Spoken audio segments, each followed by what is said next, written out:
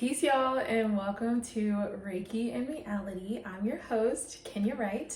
I'm a Reiki master teacher and business coach living in Costa Rica, and I am obsessed with television. I love reality TV, I love dramas, comedies, everything, and I've really kept up the habit my whole life, from childhood all the way until now. And it's been on my heart for a while to maybe start posting about my thoughts on reality TV, my reactions, my thoughts about the energy and the way that it's affecting people's relationships. I love Love Island USA. I started watching last year. I've now watched seasons 4 through 8, which is the current one, and I'm starting to catch up with season 3. And I think about it all the time, I talk about it all the time, and now I'm gonna be doing that here in the online space. So welcome to this page, and thanks for being on this journey and watching with me. So last night was season 8, episode 17. We finally got our Casa Amor twist, and thank God, right? Because season 8, I feel like, started very strong. I liked the cast. There was some good drama. Melanie gave us some great moments. Give me 10, give me 10, give me 10. And then it started to feel repetitive. It felt like everybody's having the same sort of arguments and conversations over and over, and it's just recycling. It felt like everybody's locked in. As Soul said, this is Couples Island, not Love Island. And we felt that. And I honestly think a lot of it had to do, I think there was sort of this change in momentum that happened first when we had America's first vote and the app crashed and everything was delayed by a day. So we basically had a filler episode where they were having the same conversations they were having the day before because nothing new had really stepped in to make a shift. And then after that vote, around that time is when the executive producer, James, passed away. And so I've seen a ton of complaints, and I can only imagine what it's like being on the production team of a show this big and this popular, and to have one of the main people pass away unexpectedly, how sad that is, how much grief is moving through the production team. And then to still be delivering, to not, cancel the show. In a lot of situations like this, the show goes on in a way. And so I just imagine they're operating under a limited capacity. I imagine that there were conversations of how can we keep showing up for the fans, for the advertisers, for all the different contracts that are at play with a production of this scale. And also for the people who need more time, who need to take breaks, who need to be planning things and supporting James's family, or just whatever happens with that transition, how can we do both? And I think that's what has happened for the last week or so. And I don't know how long they were planning this huge Casa Amor twist. I don't know if it was a response to the way the couples locked in so well, or if it was something that they had been planning just in general to really shake things up because, Casa Amor is being aired in movie theaters tonight and all that sort of thing. And they were just like, we got to do something bigger and better and badder. I don't know. But what I do know is that Casa Amor twist last night, y'all, I was screaming watching what was going on. It was so good, so riveting. And honestly, the first, I think it was 30 minutes, it was still recycling those same conversations. Zach is insecure and he's worried that Kate is gonna leave him if a bombshell comes in, and he's mad that she's talking to Caleb even though he was the one who was like, hey Caleb, pull Kate up. And he makes a lot of jokes that I don't think are really jokes. I think they're more revealing his insecurities and his fears. Energetically, that's what I sense. And then at the same time, he feels so upset, but then when he gets to Casa Amor, he's so excited. He did really, really well, I felt like, in the Hearts on Fire challenge. I was kind of surprised But it also felt like this moment of, I feel like he's going so hard in that challenge and just in general right now, because he has in the back of his mind that he may get left. And so I think he wants to set himself up to be the one doing the leaving, or be the one saying like, hey, I have options too, because I think he feels in a way inferior to Kata's aura and just how fine she is, how much of a bombshell she truly is, how desired she is by most of the men who come into the villa, and just his own insecurities. You can be the most attractive person in the world, and if you're deeply insecure, when you look in the mirror, you're seeing and feeling something completely different than what everyone else is seeing and feeling when they witness you, right? Okay, so let's go through my notes. I was typing all throughout the episode last night. Let's get into it, okay? So, yeah, as I mentioned, I thought the top of the episode, it was boring. I was like, we've seen this show before. Anaya and KC, they keep having this conversation over and over, and it's all hypothetical. It's like, did you want to explore Soul? If she was here, would you explore her? Like, is your head gonna be turned, basically, type thing. And at this point, I'm like, y'all need to stop talking about it, because Anaya's getting all worked up about what ifs. And it's like, if you guys have been talking about this for a whole week, at this point, just explore a bombshell. Explore the next person that comes in, and let's actually see how it feels, instead of getting upset about the potential that you might feel something. You know what I mean? So it didn't really capture my attention, and I was just like, y'all, beautiful couple. I loved KC's affirmations for Anaya, a week and a half ago, but he's starting to show that he is interested in exploring and doing more than just being locked in with a couple. And at this point, it's inevitable. It's Casa More. He went all the way in Hearts and Fire Challenge, and I think we're gonna see a lot more sides of KC moving forward, right? It was the same with Zach. Again, Zach and Kata going back and forth about these hypotheticals. She's not even into Caleb, and yet Zach's all in his feelings. I think everyone said it, everyone's seen it throughout this season. He's always like, oh, I want a dominant woman, I like a dominant woman. And we're seeing that, like, he's really in his feminine in a lot of ways. He's in his feminine in a lot of ways. And I think we're seeing that in these interactions. I hated when he was like, oh, just say please, like, just be nice. Like, women are allowed to be upset. We're allowed to be in our feelings. And I didn't even feel like Kata was necessarily coming off as super aggressive or rude. I think Black people, biracial people, a lot of times people are quick to say, oh, it's aggressive or it's rude, but like, she's rightfully in her feelings about something, same as him. He's in his feelings first, right? And she wants to work that out and talk through it. I don't like those little comments that he makes. I don't like that he needs these deep heart-to-hearts with Bryce about hypotheticals. It's like, bro, like, literally, bitch, stand up. Just stand up. Be in your power, be in your confidence, be in the acceptance of you're an attractive man and your person likes you. And also be aware that you're going to interact with bombshells as well, and you may be the one who's pulled in another direction, right? Which is what we're seeing happening with Casa Amor. Okay, yeah, I literally wrote, it's dangerous to be with a man who is so unsure of himself. Zach is unsure of himself, and it's really not even specifically about Kata the person. It's about this larger concept of, I'm unsure in myself, I'm insecure about what I bring to the table, I don't know if I'm enough. And so we really see how he's really not afraid to link and have these very intimate connections with Bryce and with men. But when it comes to dating Kata and being with Kata in the villa,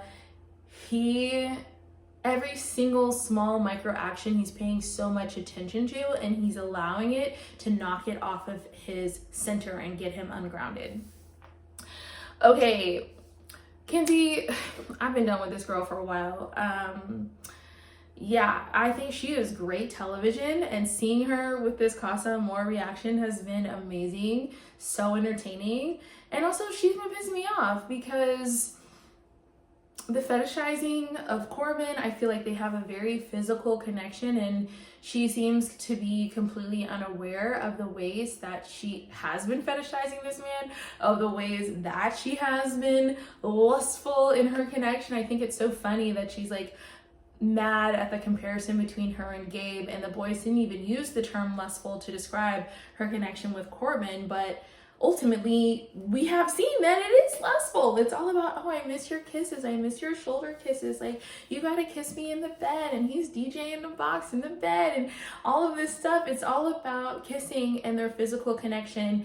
At least on the production standpoint, we haven't seen their deeper conversations. If they have them, they probably do. We only see 1 hour out of 24 hours a day. But ultimately, it's giving a very, very, very physical connection, and we're not seeing depth beyond that, right? So yeah, it was cringe to me. I think what I've noticed about Kenzie is she also appears to be very insecure, and I notice that she's constantly comparing herself to other women. She's constantly comparing herself to other blondes. I thought it was very telling in the beginning of the show. You can tell she was used to being desired for these specific things. The fact that she's this white blonde girl, the fact that she's a dancer and that she dances so well and that she can do the splits. Like, I can see that she's taken on these specific archetypes of femininity, and that is what her entire self-image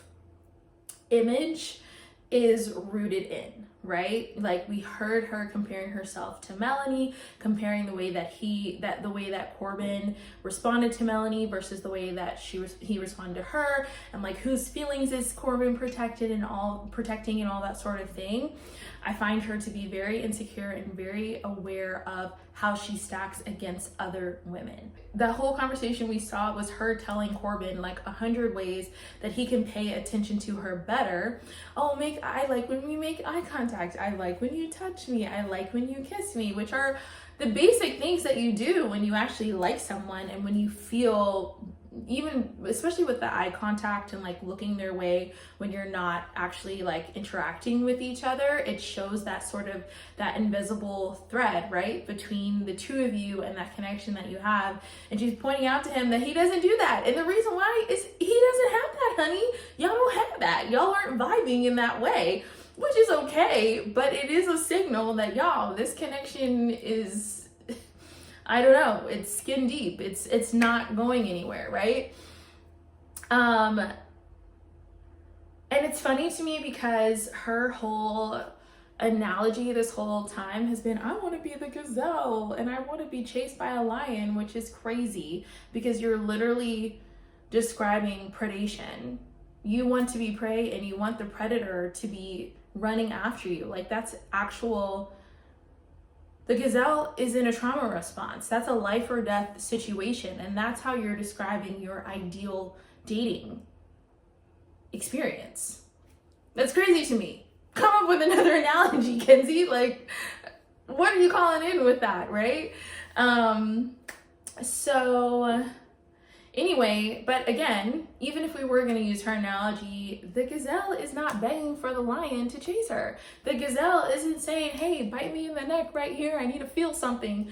The gazelle is running for their lives, right? And yet Kenzie has found herself in this connection that's now been, I don't know, a week and a half, which is not that long, by the way. And she is asking for all the things that she wants. I don't think Corbin's gonna give it to her. Definitely not now that he's up in Casa Amor, right? Okay, let's see. Something that sent me was Sincere's reflection on just like the chicken sausage. It was like, oh, it's a chicken sausage because they don't have turkeys out here. Yeah, bro, I don't think they have turkeys in Fiji. And it cracked me up because I can tell that Sincere is a deep thinker. That's why he has all these analogies, even though they're whack. And I literally wrote down, Sincere needs to just shut up with all the analogies because I can't. His metaphors are so bad. And he thinks he's onto something. He thinks he's like really cooking with gas, and it's like, bro, you're not.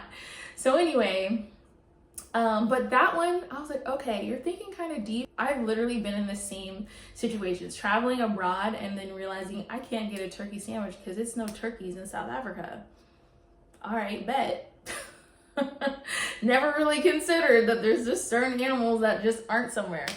Okay, anyway, then I wrote, Zach is what happens when men think they're the prize. Ugh, it is all centered around him. And for me, as an energy healer, as a priestess of Alset, as a woman, as a feminist, women are the blueprint. As KC said, to quote KC, we are the blueprint. We are the creators. All of life, all of humanity comes from the womb. And so obviously a girl is going to be the prize. Hello. We are the goddess. We are the intuitive. We are the oracle priestess of the household. And you can avoid and skirt so many issues, so many conflicts, so many losses, so many lessons by being fully tapped into the intuition. And that's, why I'm so into Reiki, because it helps you to cultivate that intuition. So yeah, to me, if you're here on my page, women, we're always going to be the prize, whether it's a queer relationship, women on women, or if it's a heterosexual relationship. If there's a woman involved, we are the prize, period, point blank. Okay. French fries, Trinity really knows how to turn a phrase. I did have to look that up and see what is she even talking about here. That's that Libra poetry. Hello, that's my Libra sister. Sincere is checking for Melanie, and Corbin is not in any way checking for Kenzie. That is what I picked up from Melanie's little share about how, oh yeah, I look up and Sincere is always already looking at me. Complete opposite of what Miss Kenzie was talking about. I feel like Trinity's the only one really standing on business, and I feel like of all of the women, she has the strongest sense of self. Trinity knows who she is. She loves herself. She was the only person during this Casa Amor live stream who was like, yeah, I want to watch it, like run the tape. I'm trying to see it all. I want to make sure I get all of the intel I need so that I can then act accordingly, right? Whereas all these other women are just like, I don't like this. This is so sad, blah, blah, blah. Trinity's like, no, run the tape. Let me see the director's cut. Let me get the extended version because I want to know exactly what the fuck Bryce is up to and also all of these other dudes because we need to check these hoes like real quick, right? I liked seeing everybody practicing their moves, especially Caleb and Zach. I had to run that back, that little screen grab of Zach was like, the woman receiving, and Caleb was like tipping his chin up or whatever. I was like, okay, the queer baiting just keeps happening this season. All right. Melanie has really turned it around, and I saw her really grounded this episode, which was surprising because everyone was calling her the crash out and, oh, she's so crazy and, oh man, she's not going to be able to handle Casa Amor and all this sort of stuff. But when they were practicing with the girls and she was like, yeah, y'all, I wanted to give strip club, and if we do good, we're going to open one up. I said, period, Melanie, because she knows she got it. She knows how to twerk. She was doing that floor work. I love seeing her in her element. And also, like, period, y'all are beautiful women. If y'all want to dance, if y'all want to have a little vibe of, like, again, giving goddess and giving seduction and all of that, go for it. Why not? Like, yes. I hate that they wear shoes on the bed. I'll never be into that, ever. I don't even like outside clothes on the bed, okay? When the boys got the Casa Amor text, this is my biggest test. This whole concept to me of testing connections doesn't really make any sense.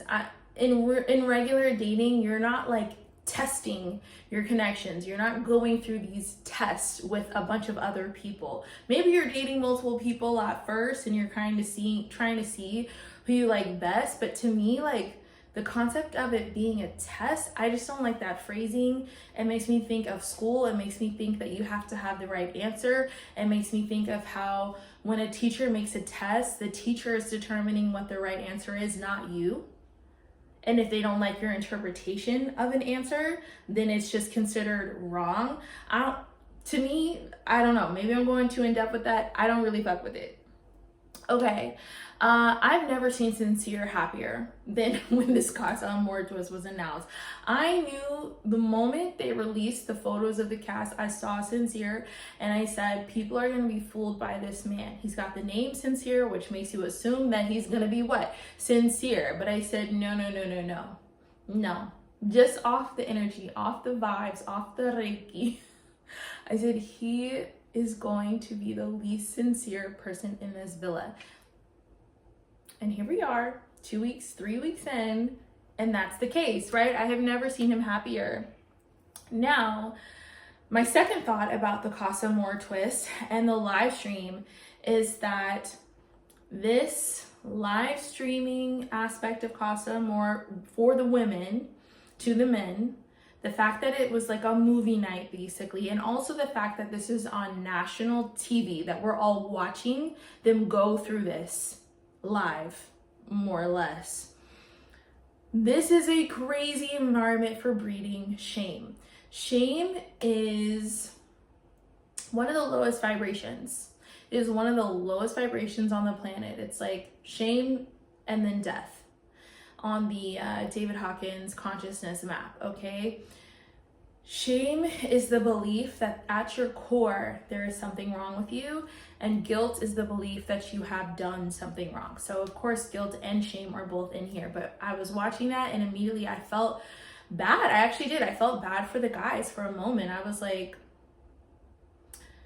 they're at some point gonna be put on notice that like, yeah, the girls saw this in real time. Y'all thinking, oh, maybe they'll see this when the show is over and, you know, we've all moved on, whether it's together or in our new couples, and it won't hurt as bad. But like right now we're free to just do whatever. And the fact that they secretly were being shown in real time to the ladies, like, that can be some like core memory around guilt and shame. Absolutely. Now, when it comes to entertainment value and being in the audience and how boring it has been the last week or so, I was very grateful. I was like, thank y'all, production, because this is a twist my ass did not see coming, okay? So yeah, anyway, Kenzie's outfit ate. She really did that. She looked really cute. I hated when Bryce said, I'm scared I'm gonna really like something. Like, bro, it's someone. These are people, not objects, okay? These reactions, I believe, will go down in reality TV history. The way that they have twisted this up, the way that all the ladies walked up to the screen so that they could see better. This whole thing sent me because they have no idea how tragic this is about to be for themselves. Oh my gosh. Hearts on Fire Challenge is a crazy way to start Casa Amor. It makes me wonder, are they going to do Hearts on Fire Challenge again? It's kind of burnt, like we've done it, you know, but at the same time, I was looking forward to seeing Kenzie hit her fucking split in the Hearts on Fire Challenge at some point. So like, is it going to be a part 2? Like, I'm very curious about that. Amora and Corbin, very hot. It seemed like Amora snatched Sincere's soul in a way. And honestly, it seemed like every single woman who went to Sincere was snatching his soul, and I could not. The men were way too excited, and Trinity was staying on motherfucking business. She said, I want to. Do we have to watch all of it? I want to. Like, period. You need... And then when she was like, you could have been sent the fuck home to Corbin, I was like, yes, Trinity, this is the type of mindset. This is the mindset we have watching this show. Okay? So the fact that you're getting hip to this mindset, yes. Waking up. She's waking up. She's woken up. Okay? I felt like, is it Parmida? Everyone remembers that she's Persian, and I just felt like there was something fetishizing about her whole rollout. Corbin was wild for saying, I'm coming back with somebody different straight out the gate. That was crazy. Jaw on the floor. All the ladies heard that. Oh my God. Wow. They about to climb this fucking tree. Kenzie out the window. I know when Kenzie's lip gets to quivering. Have you noticed she really quivers when she's feeling insecure and unwanted? And we've been seeing this through the season, and in that moment we saw it yet again, and rightfully so. Jaden immediately was coming for Kenzie's eye contact. This season, more than ever, I feel like they have really shown those moments of synchronicity where, you know, people have been on the show joking about Corbin being a robot. Oh, and he's rebooting, he's activating. And obviously we, the audience, have been commenting on that as well. And we had that scene of Kenzie being like, I just want Corbin to make eye contact with me. And then for Jaden right out the gate to be like, wow, the eye contact went crazy with Corbin. For a while, I forgot about Caleb. And then he finally had a line. Like, the ladies would go to him first and I could never see his face. And I would just be watching the girl doing her thing, being like, oh, she's so bad. And I completely forgot that Caleb was a part of this whole thing. All right. And lucky for him, there's no shame involved because he's single. Good for you, Caleb. I'm happy.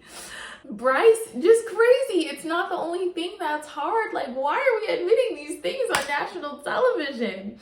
Zach being like, I think I like blondes, when Kenzie had her whole, oh my God, how come he's not into me when I'm blonde and he's never dated a blonde girl and he likes brunettes. Meanwhile, Kenzie is naturally a brunette. Hello. But that whole thing for him to then turn around and meet a different blonde, ouch. Like, I know that is hurting Kenzie to her core. Of course she had to compare herself to the blonde and say, oh, but I'm such a better dancer. I could do so much better than whatever that was. Girl, please. You gotta let the competition go and just be solid in who you are and what you bring to the table beyond these things, these tips, these tricks that you've essentially learned, right? And that feels so important to your self-image. Oh my gosh. Tiara was throwing that thing. Bryce did not know what to do with it. And I love that Kata and Trinity called the boys out. They were like, none of these boys know how to handle that. But I actually do think Casey does. It's giving they're freaked out in Fresno. I had no idea. Okay. Thank you, Trinity. Finally, when she said, Bryce is giving scrawny, it's giving me the ick. I got the ick so bad. Thank you.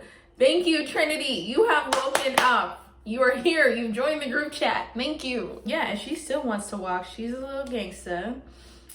When Casey said, here, Casa, I got aura. The scream, I scrubbed. I was like, Casey, bro. We've been watching you for weeks. The fact that this is what activated your so-called aura is a little whack. It's a little whack. I loved when Casey said, or when I said, if Casey wants to throw 3 weeks away, I'm like, girl, did you hear what you said? It's only been 3 weeks. That, in the grand scheme of things, 3 weeks is not much time. It's not much time at all. Like, y'all ain't married yet, okay? People stay with the wackest people for years, decades, their whole lives. 3 weeks is not that long. You're good. Caleb was way too respectable for that shit. But then when he went and he was like, legs up, and then he went back to the angel girl and was like, I said legs up. I was like, okay, Caleb, I didn't know you had that game and that presence and that authority like that. All right. Kata's voice to me it gives Rugrat, and I love it so much. There's like a little scratchiness to it, and she does the streaking, and I don't know. I love her voice. Okay, when the girls finally tapped back into their power and they said, are they going to show them ours? Like, when is our turn? Actually, let's flip this shit around. Like, let me do my big one. You know, where are the boys, right? I love that. I love the girl, the angel girl, who was like, no touching, and she had boundaries. I was like, okay, because these challenges, they don't really have a lot of consent. It's like you're consenting as a group to being kissed and touched and licked and toes sucked and all this shit. But in the moment, we don't really see too many times where anyone is really asserting their boundaries inside these challenges. So I was proud of her for coming out the gate with her boundaries intact. Okay. This challenge is going to be stuck in the women's head all Casa Amor the whole time. They're going to be thinking about what they saw their man do. And we are, as an audience, are really going to have to be watching to see, are they getting with these guys in Casa Amor out of spite? Are they doing it out of insecurity? Are they doing it out of genuine feeling and connection? I think having Casa Amor begin this way obviously was very smart and necessary, because these ladies were not gonna explore. They were all my man, my man, my man. Like I'm gonna sleep in soul ties, I'm gonna sleep outside, and we're gonna have a girls' slumber party outside because we love our men and we're so locked in and we're damn near closed off. And they saw the men doing what they're doing, and now the women are like, well, I guess I'm free. Freedom, where are you, right? So I think that was really important. And also, it's gonna be fascinating to see how the imprint of this live stream affects the women for the next week. Okay, when Trinity said, why would y'all get a dupe of me? She is clocking the tea. She's clocking the tea. And the race car outfit, that was really, really hot. I was like, oh, wow. That's the best look by far. Okay, and then I started to wonder, when are the guys gonna find out that the girls saw it all? Like, I imagine the most dramatic thing would be during the Casa recoupling, when they all come back together, and for like the girls to call them out in that moment, so we get that live response. And even if the guys came back from Casa with their new booze or whatever, and they try to sugarcoat shit, and then the girls reveal that actually we know the way you've been moving, blah blah blah, like, cinema. That would be pure cinema. But it just makes me curious, because when they find out is going to affect how they're then going to move. They're very aware of that they're being perceived by the women in those moments when they are, and we've seen them hold themselves back with bombshells for weeks. And so yeah, I'm just curious about that. When homegirl said, you remind me of Lord Farquaad, I cracked up, because I don't think that's a compliment. It's kind of like when Kyle Cook called Stassi Steve Jobs. He meant it as a compliment. She didn't take it as one, right? Lord Farquaad, to me, that's not a compliment. Melanie was actually being grounded afterwards. She said, you know what? We found out what we needed to know. We needed to know this before going into Casa Amor, because now we know how to move. This was intel for us that's going to inform us to make those decisions. So I said, you know what, Melanie, you have come really far. She has done soul searching. She has done reflection. She has learned from the crash outs and the actions of the beginning, and she's moving with her head now, and I love to see it. I love to see it. Bryce never misses a chance to list Corbin's stats, and that fries me. 6'4", 220, 6'4", 240, 6'4", 230. Like, he is really comparing himself. We're seeing Bryce's insecurity. He's really comparing himself to Corbin. The whole film school moment, I literally wrote, does Parmita have a brain? I hate saying that about a woman, but girl, she's getting the bimbo edit, and I hope she's able to overcome that. Yikes. Okay. We gotta be loud so the girls in the villa hear us. That was so messy. When Melanie said, I'm gonna do my dance anyway. Like, yes, this is what I'm talking about. When you're down, you bring the girls back up, okay? Ladies, Corbin's at it again.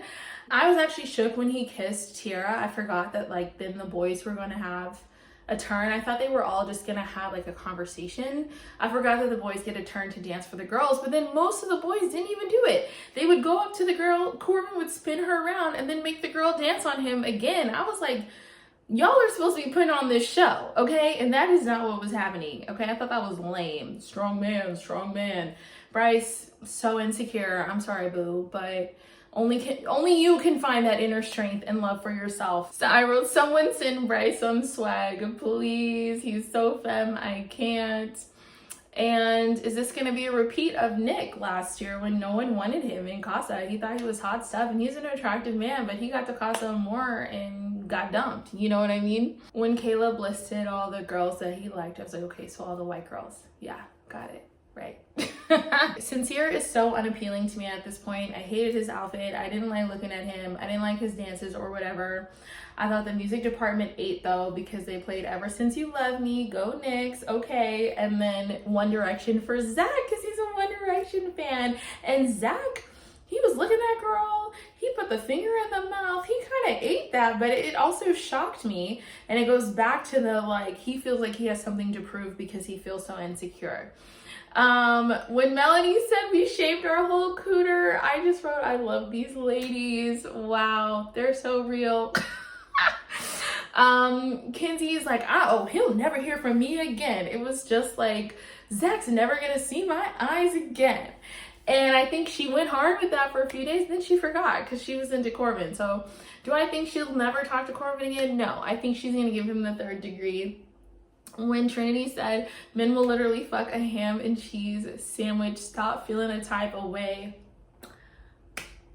The villain needs Trinity. We all, and in fact, we all need a Trinity in our lives to just keep it real, to remind us of our power and to move the fuck on when things are not working, okay? I was surprised by KC, again, freaked out in Fresno. I didn't know they had game out there like that. Of course, Kinsey was like, let's scream fuck you. And of course she did the splits. She cannot stop doing the splits. That's like that is her confidence. The splits, her being able to dance, her being a blonde. It's such a strong self-image and it is killing me. Oh my gosh. Casey and Tira in the preview, I was over here just like, what? They're going in. And then of course 12 boys for Casa Amor tonight. This is crazy. I did not expect that. Finally, the girls are going to have opciones. We love to see this. This is a new twist. I don't think they've ever done this. That's a great kind of way to make up for the fact that they did the girls so dirty with how Casa Amor started. And I'm very much excited for tonight's episode. Well, thank you. This is my first recap. Tell me what you want to hear more of in the comments, and we're gonna be here damn near every night because that's how Love Island USA rolls. Bye.